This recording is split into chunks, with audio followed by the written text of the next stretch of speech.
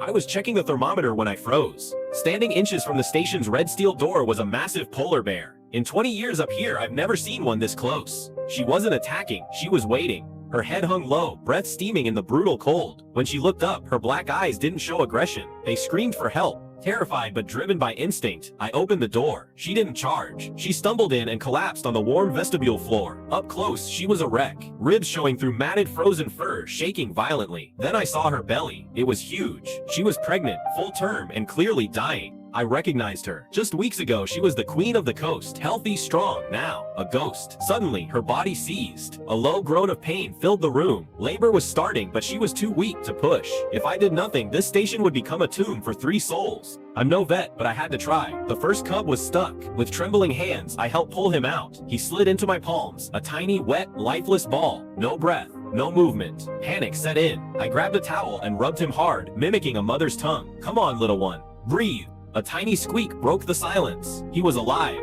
But the mother, she was convulsing again. There was another one. The second cub arrived fast, but he was blue and cold, totally still. I tried everything, massage, warmth, but nothing worked. Desperate, I placed the limp body right against her nose. She opened her eyes. Even through her exhaustion, instinct took over. She began to lick the lifeless cub, methodically, gently. For a whole minute, nothing happened. I was ready to take him away, to spare her the grief, but she wouldn't stop. She licked harder, faster, refusing to let him go. Then, a miracle. A tiny chest heave, a gasp. The second cub cried out. The sound of life filled the room. She had licked him back from the dead, but the mother was fading. She was skeletal. I realized she had no milk. She was starving, and without food, this miracle would be short-lived. I was stranded too. Relief ships were delayed. My supplies were critically low. I had 3 frozen fish left for myself. I looked at those hungry, squeaking cubs, and I made my choice. I thawed the fish and fed her. I went hungry so she could make milk. It was the only way. Later, I found where she came from. Her ice floe, her home, had shattered miles out at sea due to the warming ocean. She had swum for days, pregnant and desperate, fighting waves to reach land. The station was her last hope. She didn't just find a building, she found a sanctuary.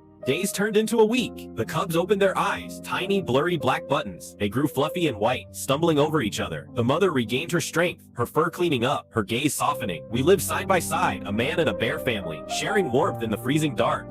Finally, the radio crackled. The ship was here. The vet team arrived and confirmed she was fit to return to the wild, but her old home was gone. We mapped out a new life for her, a protected southern bay with stable ice and plenty of seals. It was time to say goodbye. We loaded them onto sleds. The journey was long, but when we reached the bay, it was perfect. She stood up, sniffed the clean air, and looked back at me. No growl, just a long, lingering look of understanding. She picked up her cubs and walked into the white horizon. We saved them, but really, they saved me too.